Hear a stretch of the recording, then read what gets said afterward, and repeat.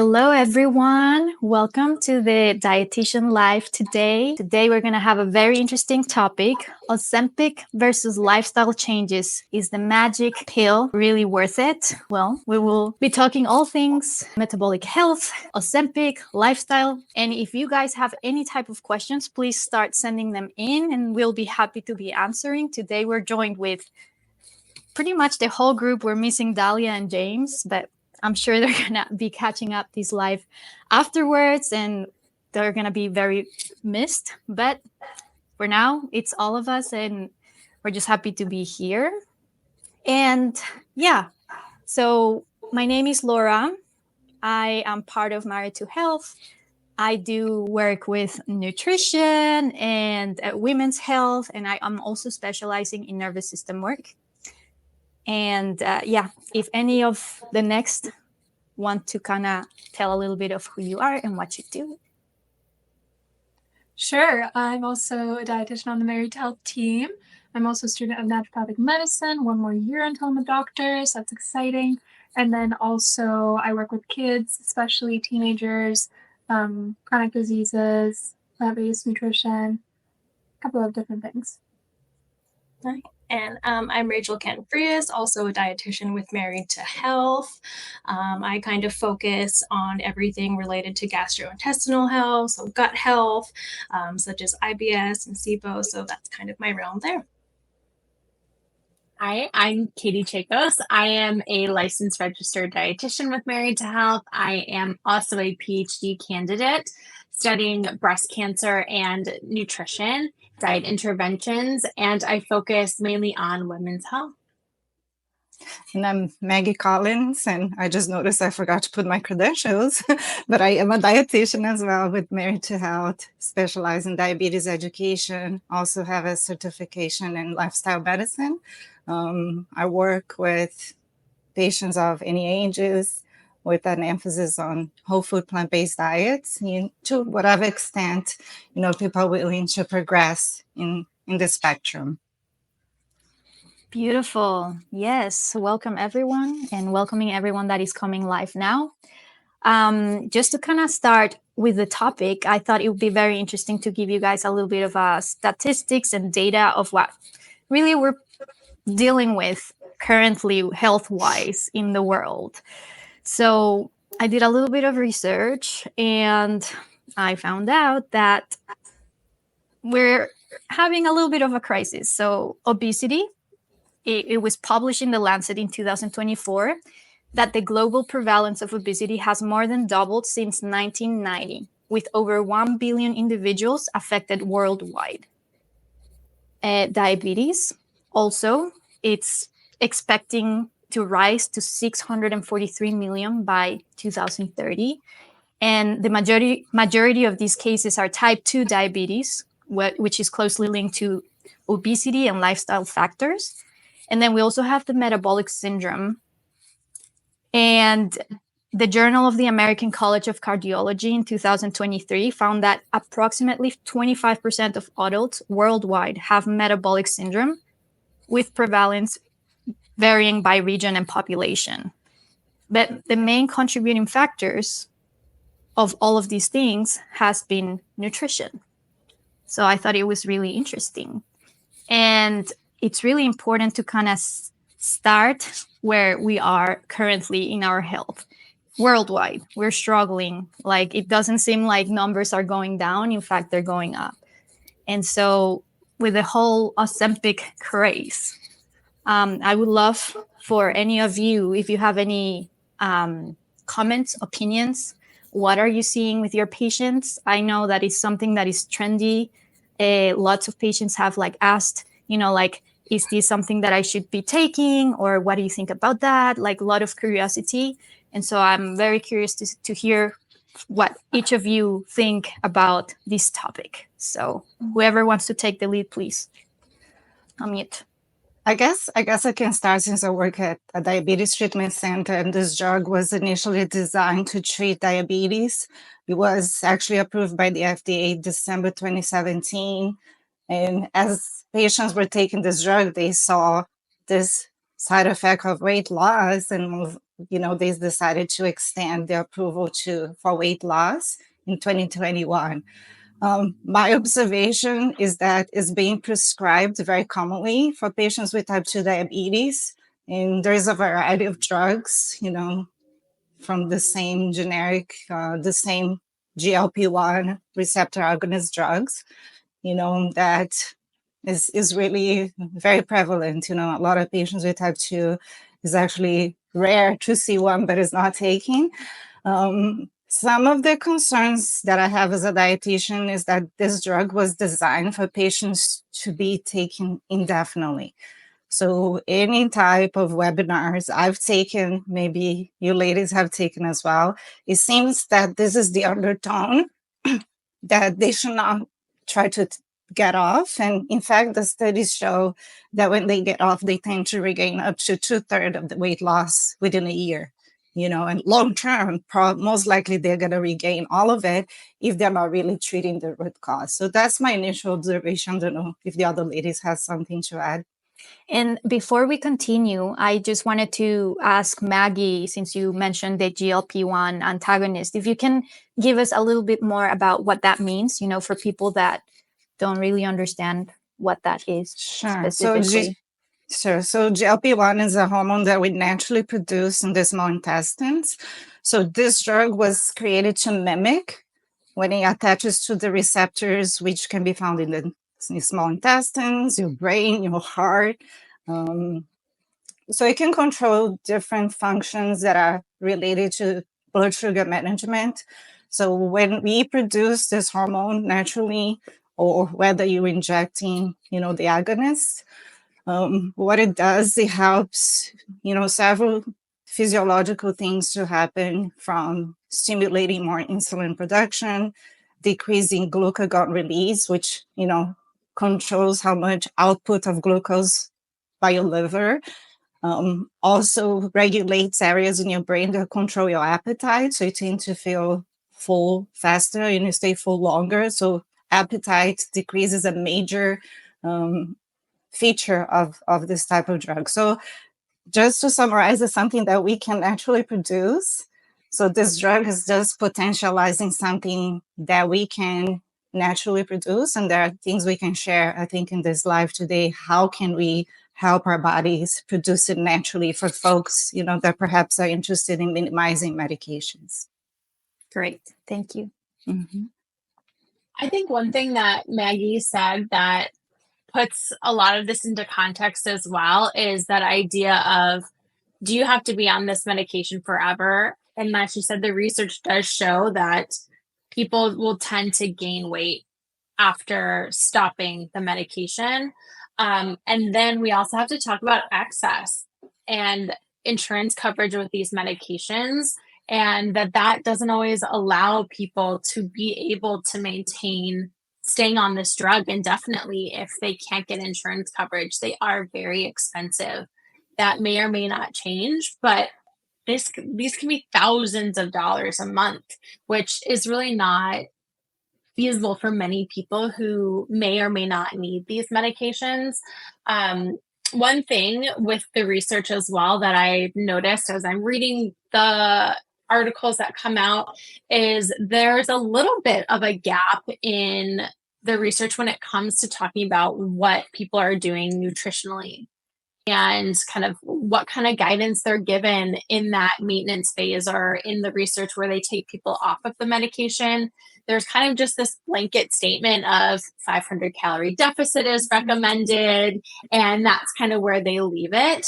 And I'm hoping in the research, and I think that's something as dietitians we can even talk about today, is that there needs to be a little bit more specifics of what those recommendations are, what people are actually eating, how much they're eating in that weight loss phase and the maintenance phase, if they get off the medications, what those behaviors actually look like. Because then that would really help us as dietitians, as practitioners, as people who may or may not want to take this medication, that they can take for themselves and make that educated decision whether or not they want to go in either direction. Great point. Yeah. And also, like, I think we need more studies at the end, right? This is fairly new. Definitely. We need to kind of see long term, how is this really affecting our health, and what are the side effects that this drug is going to be having. Although we know that there's like some upsides to it, it's also important to know, like, well, what's really the side effect and the downside. And you kind of have to weigh both.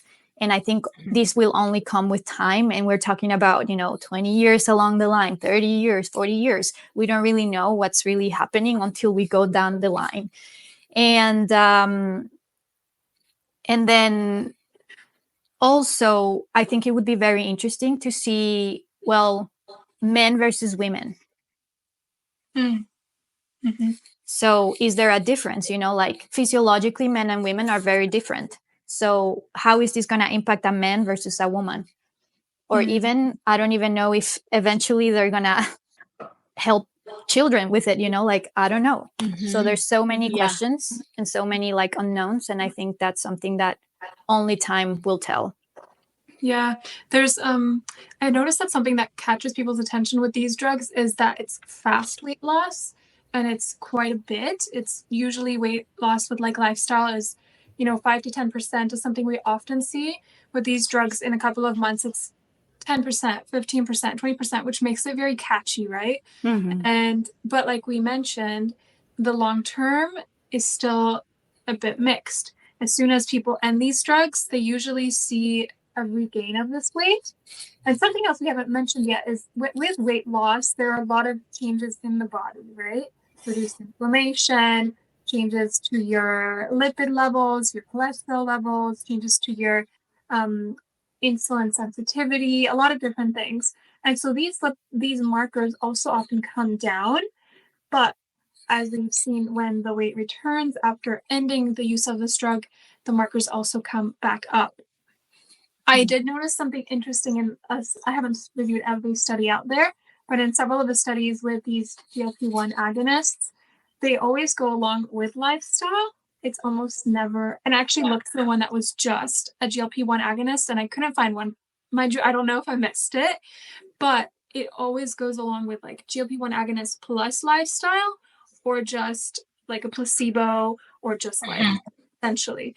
And I asked myself the question, okay, what are they trying to do here? Because essentially, GLP-1 agonist or the medication, Ozempic, plus lifestyle, and then you lose the weight and you keep going, and then you remove the medication in these studies. How strong is the lifestyle and what happens? Because the weight comes back, but what is happening with the lifestyle? So there are definitely still a lot of things to consider. Another thing to consider is that, like any drug, there are adverse effects and there are like contraindications. And specifically here, adults need to be of a specific weight. So it's usually a BMI of 30 or 27 if they have other conditions going on. And then they cannot have a history of thyroid cancer. There are a couple of other contraindications, but there are also side effects as you're using them. Because if you think about it, we are going from a state of the body saying, please feed me, to with this drug, the body says, oh, I'm full. Like, I don't need it. So essentially the body, you naturally eat less, and also the body's mechanisms change a little bit. But with that also comes nausea, vomiting, changes to your gut, different kinds of changes that are also present. And I think maybe something that hasn't been asked yet is, how do people deal with these adverse effects long term if this is a drug that you want to use indefinitely for its beneficial effects? Those are just a couple of things that have come to my mind when I was reviewing some of the literature. Yeah, I think what came to me while you were saying that is like, I think we're also having not only an obesity and metabolic crisis, but we're also in a comfort crisis. Like, we are so used to convenience and comfort, and now we're not wanting to put in the work and the effort that it takes to feed your body properly, to show up to every day and move, or, do the work. You got to do the work at the end, like, yes, many of these drugs help. And I think there's a place and a time where medication needs to be used. But then the question comes into like, well, Am I doing this? What are the reason, or what's the motivation behind it, right? Because if you're delaying your discomfort, you will feel that discomfort eventually, however that may look like for you, right? So maybe you will lose some weight and it'll help you. Mm-hmm. But along the line, if you haven't been learning about the lifestyle changes and needs that you actually need to kind of continue, then you're going to most likely bring back the same habits. And then you're back into this loop of like, now your health is back into this place where you're now needing again that medication. And it's like, now you're outsourcing your health, right? There's nothing wrong with that. It's like, yes, there's a time and a place for everything, but then those are the questions that you want to ask yourself. And this is the truth. Like, we just got to put in the work. There's nothing, we cannot bypass that. No matter if we use the Ozempic or not, at the end, we got to put in the work, however that looks like, either right now or later. So it's like that choice. It's like we're so easy into, instant gratification constantly, or here's your ribbon, or here's your dopamine hit. Like, no, like, yes and no. It's like, yes. And I think when it comes to health, it's really one of those things that you have to prioritize and understand that without health, there's no life. Eventually, your body will give up. And so it's just like reorganizing your priorities again and just really coming truth with yourself and saying, okay, am I doing this because it's too uncomfortable and I cannot do it? Or because, sometimes we do need a little extra help, but then the questions to your doctor would be like, well, what's the plan? Am I taking this indefinitely, or are we considering this for like 3 months and then we're going to recheck? And then what am I doing in the process? What am I be working on while I'm taking this medication? And then, I'd be asking so many questions if I was to take a medication or something that can potentially help, especially if I am in a situation where, my life depends upon it, right? So if it's going to help me to kind of get the ball moving, then sure, there's a place and a time again. For those of you that don't know, Dahlia was our first patient. She struggled with SIBO and IBS and so many GI problems on a day-to-day basis, hunched over, causing so many other issues. We wish we had a protocol in place, a program in place that led her through step by step, inch by inch, and really guide by guide, so she had everything at her fingertips. Now we have that. That is our Good Gut SIBO IBS program. You can do it 100% plant-based. You can customize it, but it is one of the only programs that is geared towards plants, that can help you customize plants, that can help you tolerate more plants, and really gets to the root of your SIBO, of your IBS, of your ISO, SIFO, IMO, and any other type of overgrowth. And I want to just jump in as well and kind of emphasize that with these medications, this is not for that patient who needs to lose 10 pounds. This is for a patient who we're talking about 20% of body weight is what the goal is. And again, that balance of like lifestyle and work and all of that has to still be incorporated. And lifestyle in the research, if we're all kind of being honest, because it's really hard work, Laura, like you said, this is tough stuff, right? We all do it ourselves and we have the education and it's still really challenging. And that leads to maybe 5% weight loss. And that's just kind of how it is. And these medications can get up to that 20%, which is pretty significant. But without that, you can still achieve that 20%. But like Laura said, it's really, really tough work. And somebody might not be in that physical space, have the physical ability, have that emotional ability to handle all of these different elements that come into play. And that medication might give that physical or mental space to do the emotional work, to realize, oh, if I can take hunger off the table, it's really showing that my eating is very emotional, that I use it as my coping mechanism, and kind of give you the space to highlight, oh, this is the area that I need to do the work on right now. I can't always do the work in every aspect, but it certainly helps. But then also these medications, like Damara said, come with really significant side effects. that may not be tolerated well, and that person then can't use that as a tool and has to really focus hard in a different area. So I think it also is like really individual in what that specific patient's needs are. And then again, like Damara said, all of this comes in, you still have to do the lifestyle changes. You still have to highlight maybe that using a GLP-1, you're not able to eat enough. And so a dietitian needs to help make sure that you are getting that nutrition still to support your goals. It's kind of seems a little bit like counterintuitive. Like, now I'm trying to lose weight and now you're telling me I need to eat more. There's that balance that comes into play with different strategies and different tools that we all have in our tool belt when it comes to our health.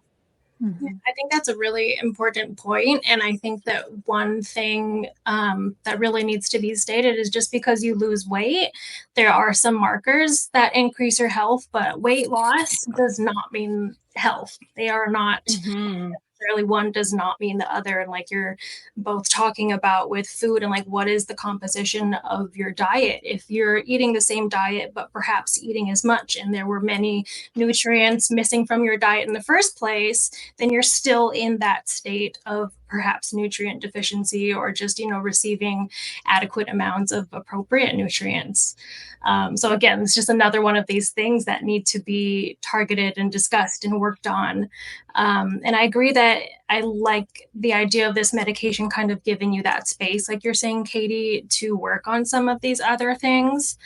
I think it's almost like comparable to like Nicorette gum. Like if you're trying to quit smoking, you kind of like use the Nicorette gum to like give you something to ease that craving. And I think a lot of those that are using Ozempic probably have some kind of an addictive factor to food. And so, reaching out to perhaps like different therapists or again, like nutritionists and dietitians, like what are the different reasons behind you reaching for food and the types of food again that you are eating.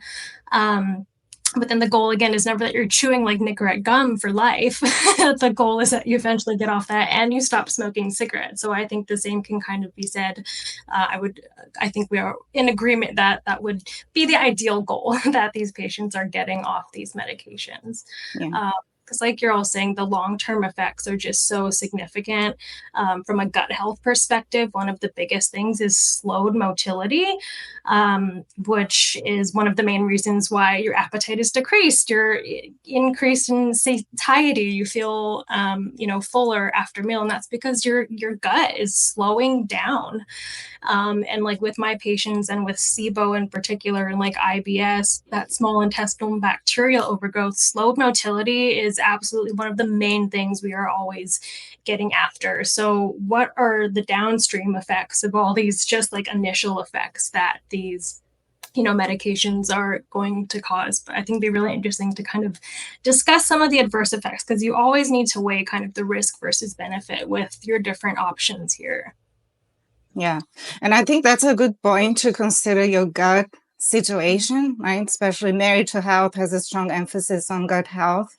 So this is definitely not a drug that is recommended for those that have gut motility issues, one of those being gastroparesis, right? So if you have somebody with long-term diabetes to the point that the gastrical nerves have been affected, they're not moving, the GI it's impacted, they have the gastroparesis, this is not a drug that they should take because it's just going to make things worse. Right?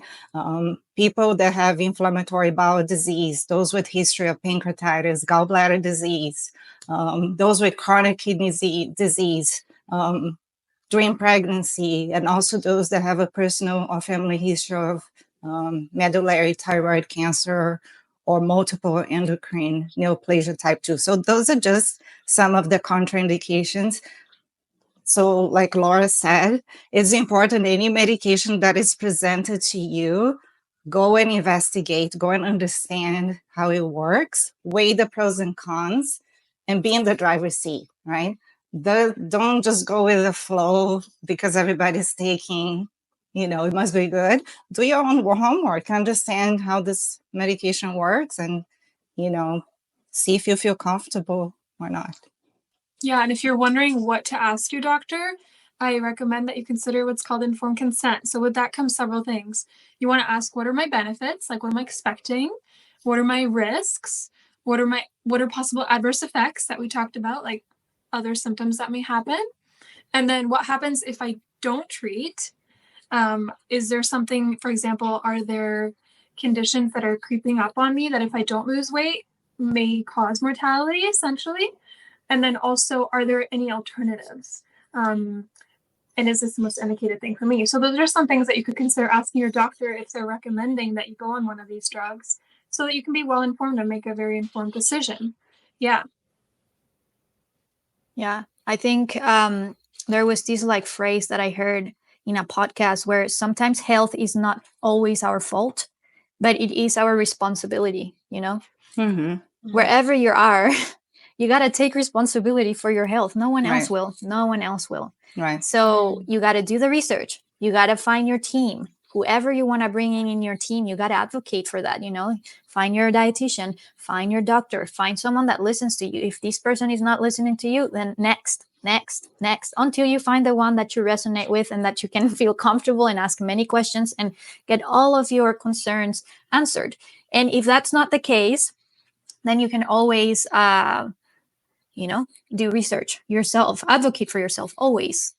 Understand. I think, Maggie, you bring a good point, is like understanding what this is, reading about it, getting curious, learning, asking questions, because it's very easy to just take a pill and hope that it will cure all our problems, but that doesn't happen. Unfortunately, it doesn't work like that, because at the end, the journey will always be to put in the work for your body, to nourish your body, to be present with it, to be aware of it, to put intention into it, to tend to it, kind of like what you do with a plant. You plant the seeds, you give it the environment that it needs to grow. But if you don't do that to your body, then your body will also, it will wilt, and it may not grow and become this beautiful rose or tree that it's meant to become, right? So it's our responsibility. It's the responsibility that we have also for the coming children's and generations. Whatever we do, children are learning and watching. And I think at the end, what we're doing is also, well, what are we wanting for our future generations and the people that is coming behind us, right? Mm-hmm. So yeah, it becomes a little bit deep and profound, but we just got to do the work. And at the end, like we all have in agreement, is lifestyle is king, always. No matter if you choose medication or not, lifestyle will always be playing the biggest role. And that's the interesting thing here, is that this medication tries to imitate something the body naturally produces, right? Right. GLP-1, the hormone. And there are other other lifestyle factors that you could also do to support the action of GLP-1. One of them being nutrition, obviously, but there are other things as well. I don't know if you guys want to talk about that, or are we still talking about Ozempic? Yeah, we can go into alternative ways. Go for it. Yeah, go for it. Okay, so I'm going to start with the non-nutrition things because I know we will talk about nutrition. But something that's very interesting is we're trying to change the body composition with weight loss. I think people often focus on the numbers of weight loss, but they don't focus on the body composition part of weight loss.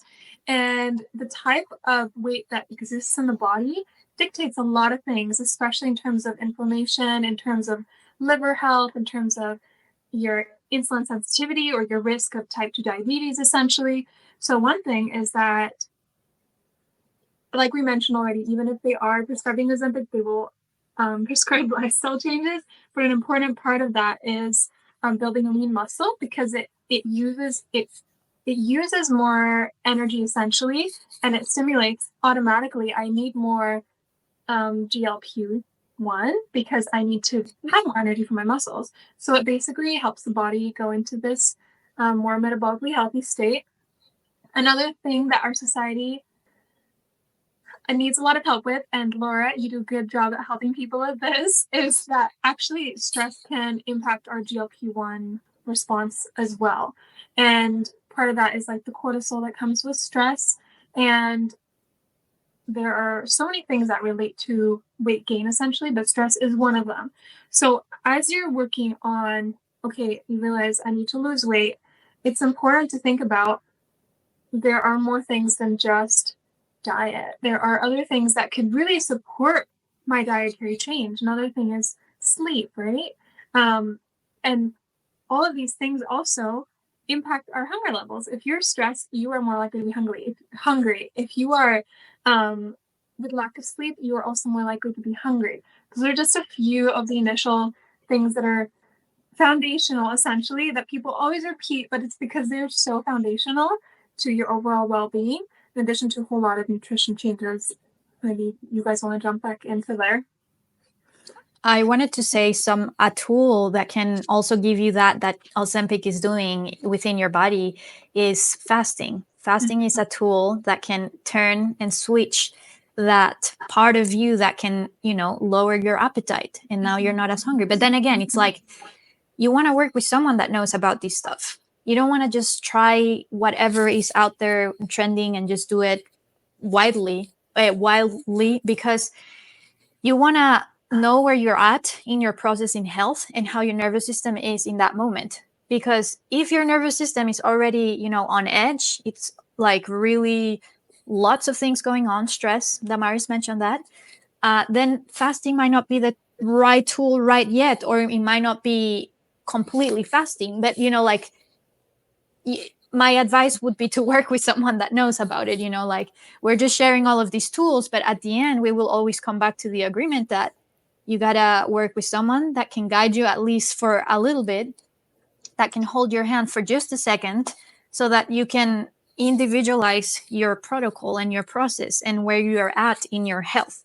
Because no matter what alternative and what tool we provide and recommend, it's always very important to check in with yourself. Okay, where am I in my journey? How is my nervous system feeling right now? Like, can I push my body a little bit more and challenge it? Or do I need to nourish it and just support it and hold my hand first? If we don't have the foundations, like Damaris was saying, if we're not working on the foundational layers and we don't even have those, in check, then we need to go and work on the foundation first, because that's how you build a house. You cannot build a house without the foundation. It will fall. It will break. So foundational work is going to be super key. And then as you get your nervous system and your body in a more stable state, you can start playing with different tools like fasting. Fasting can do that. It can switch on and off that appetite. And also it can switch the sources of fuel that your body uses between glucose and ketones. So it's just, the body's amazing. It has all of the tools that it needs. It just needs the environment. It needs the right environment for it to act with its intelligence. It's very intelligent if we just provide that environment. So that's my one piece. Yeah.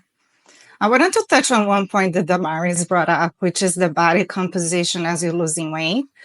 Because one of the features, if you use losing weight rapidly, that you may lose a more significant amount of fat-free mass, meaning your muscle mass, right? And part of your other organs, can be in this equation as well. So there are a lot of unknowns long-term on the implications of drugs that cause rapid weight loss, like, GLP-1 agonists. But there was one study published in December 2024, in the Journal of American Medical Association, that found for semaglutide, which that's the generic name for Ozempic, up to 39% of the weight loss can come from fat-free mass, meaning your skeletal muscle and fluids, other tissues of your body. So that to me raises a concern and brings back the responsibility that if you're going to be on this drug, you need to be on it responsibly, work with a dietitian. You're going to need to have a higher composition of your diet from protein than somebody not on this drug. You're going to need to make sure you getting your micronutrients, right? So you don't run into long-term micronutrient deficiencies. So it doesn't remove the need to work with a dietitian, I think it makes it even more critical, so you don't run into long-term complications that you were not planning for. Yeah, I think it's interesting as we kind of weigh the risk versus benefit that some of the risks of taking some of these medications is like losing muscle mass, as Maggie's saying. And then the opposite side of the coin is like Damaris is saying, if you work on things like building muscle, which is a benefit in and of itself, then you're also getting the benefit of utilizing your own hormones. So in my opinion, if you're able to, why would we not want to work on some of these underlying things that are going to give us multiple benefits throughout the entire body versus this medication that's giving us perhaps a few benefits and then all of these other things that we need to be really conscious and considerate of because they're not a benefit at all. I wanted to touch a little bit because I think one hot topic are kind of probiotics to stimulate GLP-1. One of the big ones that's talked about is Akkermansia. I feel like I've seen this a lot in the media. I came across some studies that did show a couple of ways that Akkermansia does stimulate GLP-1. I didn't come across any human studies. I think most of the studies that I did see were in mice, and they were mice being fed high-fat diets. So I don't, again, I'm not quite sure how beneficial that would necessarily be and how applicable that would be to humans, especially if your goal is to lose weight. But with that being said, one of the ways that they do promote GLP-1 is through the short-chain fatty acids that the Akkermansia produce. So through acetate and propionate, particularly with Akkermansia. Butyrate has also been shown to increase GLP-1 through some other probiotic species. So maybe we do need to take some probiotic supplements if perhaps your microbiome is really not quite as diverse as we would like, and we want to kind of plant some of those bacterial seeds, so to speak. But then again, the ultimate goal is always to eat a diet rich in like prebiotic fibers, very fibrous foods, probiotic foods to maintain that microbial diversity to support adequate Akkermansia levels and support the other beneficial probiotic species that are producing these short chain fatty acids, which we, primarily, solely rely on our bacteria to produce. We're not really producing a significant amount at all ourselves. So we really need to harbor that bacterial species to do so. So again, kind of probiotic foods, and then also back to the diet where we can do a lot of these things outside of the medication realm. And again, all the other many benefits that you'll get aside from stimulating GLP-1 by adding those beneficial things to your diet. Being integrative gut health registered dietitians for over a decade, we really wanted to formulate something that we didn't have when Dahlia was going through IBS and SIBO symptoms, gas, bloating, constipation, diarrhea, hunched over after every meal. That's why we formulated Gut Nurture. It was a mix of ingredients that we wish we had that to pull from all kinds of different supplements in order to make a supplement that actually worked, that helped with motility, that helped lay the foundation to build a healthy gut microbiome. It's safe for kids, it's safe for women, men, it's safe if you have IBS, if you're low FODMAP, low histamine, low sulfur, the list goes on and on. We really made it a ubiquitous, amazing supplement to help your gut thrive, and it is something we wish we had over a decade ago that you have now. Try Gut Nurture, let us know what you think, and be one of the thousands and thousands using Gut Nurture to stay healthy daily. In addition to that, too, just to kind of expand some other foods that can increase GLP-1 in the body are high fiber carbohydrates. So these are like whole grains, high fiber, more carbohydrate rich vegetables, and resistant starch. So things like potatoes, less ripe bananas as well are great sources of resistant starch. Unsaturated fatty acids. So think of like your plant-based fats, avocados, nuts and seeds, olive oil, for example, and our plant proteins too. So again, when we're thinking about ways to, whether you're on the medication or not, and you're looking at just lifestyle based, these are all things that you can start incorporating. And in general, these things are supportive of health goals for the most part, depending, speaking generally and thinking back to that like balanced plate. making sure you have enough fiber rich vegetables and fruits and whole grains and things like that to fill you up, and kind of, again, slow things down in a good way, not necessarily in a way that would increase like SIBO and things like that, but in a way to help balance blood sugars, as well as getting enough protein for satiety, so that you feel physically full, and then your body's not continually searching for that protein that you do need at that time. Mm-hmm. And as you add in these foods, you automatically reduce the types of food patterns that are more likely to negatively impact the action of GLP-1, which we know includes like refined carbohydrates, which are very present in our society, things like saturated fat, which can impact your liver even, and then alcohol also is another thing that we really need to think about, because all of this like metabolic health essentially is happening in the liver, and alcohol can be very damaging to the liver.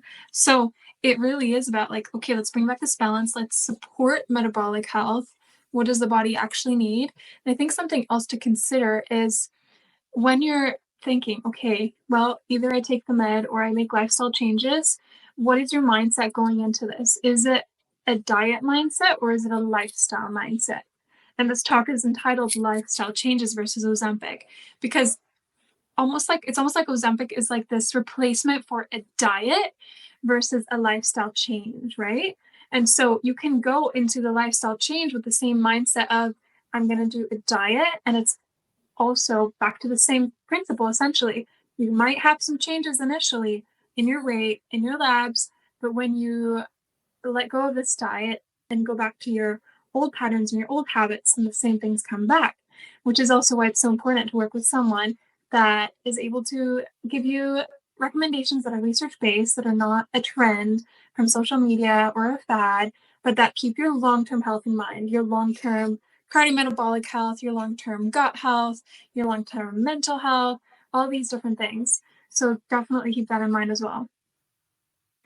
Yeah, all great ways to turn on that GLP that we already produce in our internal body. Like our bodies already do that on their own, with different lifestyle factors and tools that we can implement. And at the end, I think, to summarize, I think our conversation today is your health sometimes is not your fault, but it is definitely your responsibility. And seeing someone making it a part of your journey, like a dietitian or a doctor or anyone that you resonate with, is going to be really important, just to kind of guide you, a little roadmap to see, okay, this is where I'm at, where do I go next, type of situation. And then based on that, then you can start using, all of the tools that we started giving and recommending, like doing your foundations, are you sleeping? Are you going to the bathroom daily? How is your nutrition? Are you adding enough of those fiber and just as little as possible of the processed foods?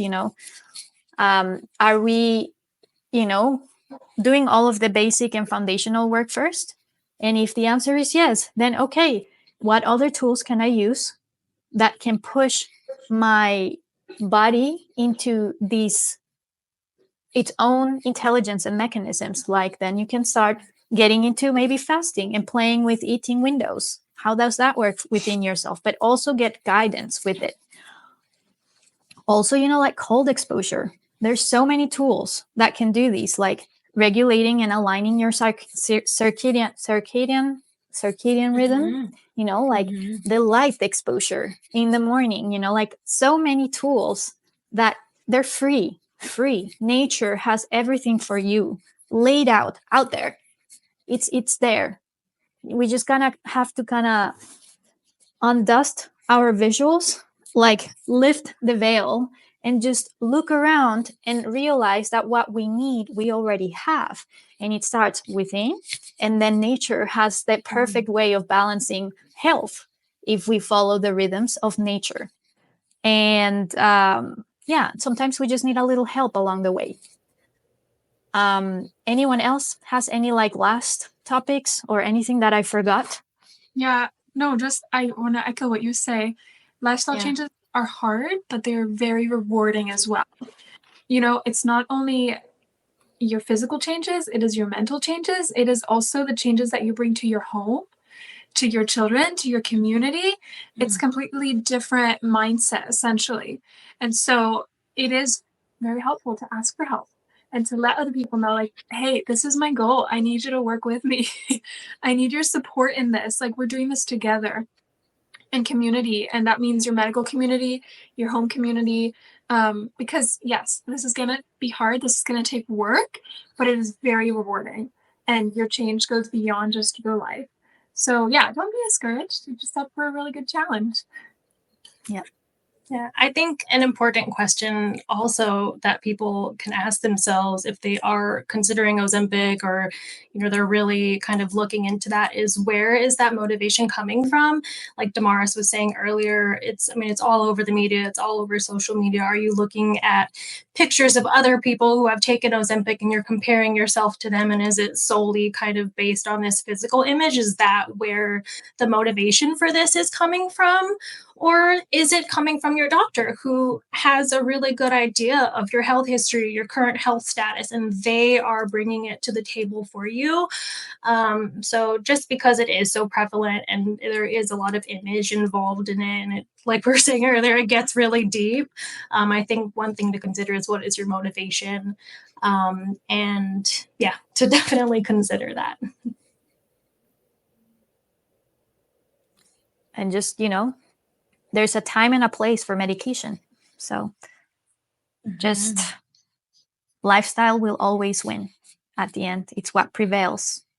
Yeah. And I think if we look at epidemiological studies that follow populations in their natural living, if we look at the blue zones, people that, again, go more towards a plant-based diet, the weight naturally seems to fall within what is the ideal without having to do anything considered diet, right? So you're just eating the foods that promote that natural satiety, foods that expand in your stomach. I mean, think of when you soak your beans and you come back the other day, how much water they absorb. I mean, they triple, quadruple their volume. So think of how much, that's going to be in your benefit, that they are going to occupy more space in your stomach with less calories because of that capacity to hold on to so much water, right? So whenever we look to plant-based foods, more unprocessed foods, we see this natural benefit, and I think it's good also that we translate to our patients and even ourselves. I think the hardest part is just making a decision. I want to try a lifestyle change. After that, in my experience, my patient's experience, it becomes easier and easier the more you practice, and it becomes something fun, So don't think that it's going to be hard, and definitely the hardest part is just making that decision. I want to do this. After that, your brain will help you.